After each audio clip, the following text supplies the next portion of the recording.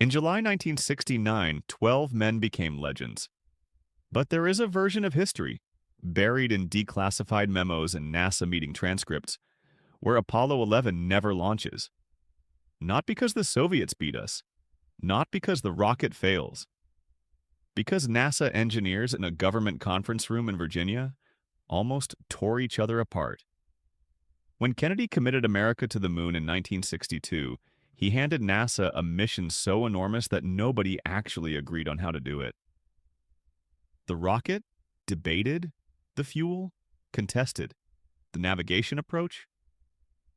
3 separate camps were ready to go to war. For 3 years, blind and wine, while the Soviets were racing ahead, NASA spent as much energy fighting itself as it did fighting the clock. What makes this more than a historical footnote is what it tells you about how humanity actually achieves impossible things. It is almost never clean. It is almost never unified. It is usually one stubborn person in a hallway, convinced everyone else is dead wrong. Let's start with the fundamental problem. How do you land humans on the moon and bring them home alive? In the early 1960s, NASA had 3 competing answers. The first, direct ascent. Build one enormous rocket, bigger than anything ever flown, point it at the moon, land it whole, and fire it back. Simple in concept, almost impossible in practice. The fuel mass alone was staggering, and the rocket you would need did not exist yet. Wernher von Braun's team at Marshall Space Flight Center in Alabama had built their careers on large rockets, and they liked this approach for obvious reasons. The second, Earth Orbit Rendezvous. Launch multiple smaller rockets, assemble the spacecraft in Earth orbit, then head to the moon together. Complicated, expensive, but technically achievable. This had serious institutional support too. The third idea, like the one that actually worked, was Lunar Orbit Rendezvous. Send one spacecraft to the moon, but don't land all of it. A small, lightweight lander separates in lunar orbit, touches down, carries the astronauts back up. They dock with the main ship still waiting above, and then everyone comes home. The lander gets left behind on the moon. When an engineer named John Houbolt first proposed this in 1960, people thought he had lost his mind. John Houbolt was a structural analyst at NASA Langley Research Center in Hampton, Virginia. Not a famous name, not a political player. He ran the numbers on Lunar Orbit Rendezvous and became obsessed, genuinely career-endingly obsessed, with proving it was the right call. The problem was that LOR terrified people for one obvious reason. If anything went wrong while the lander was on the moon's surface, the astronauts were dead. No rescue. No abort back to Earth. They would be 240,000 miles from home with a rendezvous window in lunar orbit that had to work on the first attempt, every time. For 2 years, Houbolt pitched LOR in every meeting he could get into. He was talked over, dismissed, told to stop wasting people's time. A 1961 NASA study group report barely acknowledged his work. At one large technical meeting, a senior official reportedly stood up and called Houbolt's calculations sheer nonsense in front of the room. People walked out, others got in his face. These were not polite academic disagreements. Attendees who were there described the meetings as volcanic. At least one confrontation escalated to the point where colleagues physically stepped between 2 engineers before it went further. In late 1961, Houbolt did something considered career suicide. He bypassed the chain of command entirely and wrote directly to Robert Siemens, NASA's associate administrator, 2 full levels above his own supervisor. The letter was 9 pages. In it, Houbolt called himself a voice in the wilderness and said, plainly, that NASA was making a catastrophic mistake that would cost the program years it did not have. He expected to be fired. He was not. Siemens read the letter and quietly flagged it for further review. By the summer of 1962, NASA had been debating the lunar mission mode for nearly 3 years. Kennedy's deadline was less than 8 years away. The Soviets had already put a man in orbit, and 3 factions inside the most powerful space agency on Earth were still fighting. In June 1962, all the major centers sent their senior people to a meeting in Huntsville, Alabama. von Braun's home territory at Marshall Space Flight Center. The agenda was supposed to produce a decision. What actually happened was one of the most intense technical confrontations in NASA's institutional history.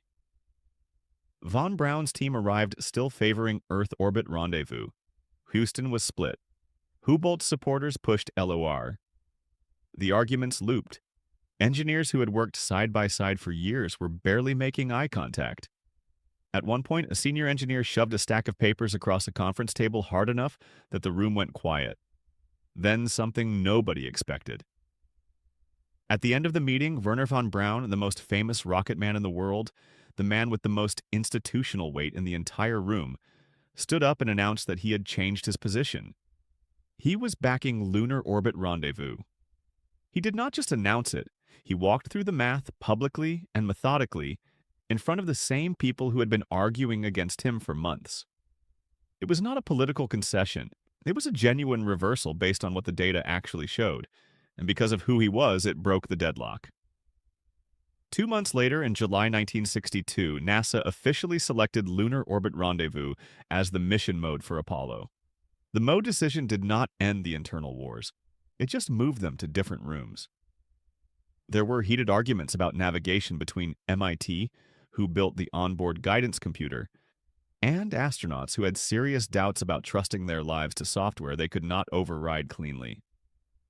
There were fuel disputes between Marshall and Houston that dragged for months. There were disagreements about re-entry angle tolerances that got ugly in ways the official histories tend to smooth over. And then came January 1967. During a routine launch rehearsal for Apollo 1, a fire broke out inside the command module on the launch pad. Astronauts Gus Grissom, Ed White, and Roger Chaffee died within seconds. They never had a chance to escape. The investigations that followed were brutal. They found rushed decisions, ignored safety warnings, and a culture so consumed by the Kennedy deadline that people had stopped pushing back on problems they could see clearly. It took 18 months, a complete redesign of the command module hatch, and a Congress that came within a few votes of canceling the program entirely before NASA flew again. Apollo 11 launched in July 1969. It landed. Neil Armstrong stepped onto the moon because years earlier, one stubborn engineer with a 9-page letter had refused to give up. Here is what this story actually teaches, and it is not what NASA's press office wants to lead with. The official history of Apollo is a story of unified national purpose. A country came together and did the impossible, but the real history is messier. A program nearly destroyed by institutional politics, defensive turf wars, and engineers protecting their budgets instead of solving the problem. Apollo succeeded not because the system worked the way it was supposed to, but because the system failed badly enough that someone outside the hierarchy finally got heard. We are watching the same dynamic play out right now. NASA, SpaceX, Blue Origin, and a dozen national space agencies all have deeply conflicting views on how to run the Artemis program. Lunar landing architecture, orbital fuel depots, the Gateway Station, commercial crew agreements. The bureaucratic fights happening in technical meetings today are structurally identical to 1962. Same incentives, same turf. Same tendency to dismiss the person who is doing the uncomfortable math. Houbolt's method is the reason Apollo worked at all. He was 2 years from being permanently sidelined when Siemens happened to read his letter. That is an uncomfortably thin margin.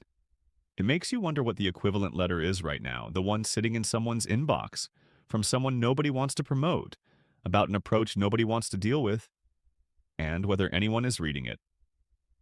The mission succeeded, but it almost did not, and the reason it almost did not had nothing to do with Soviet rockets.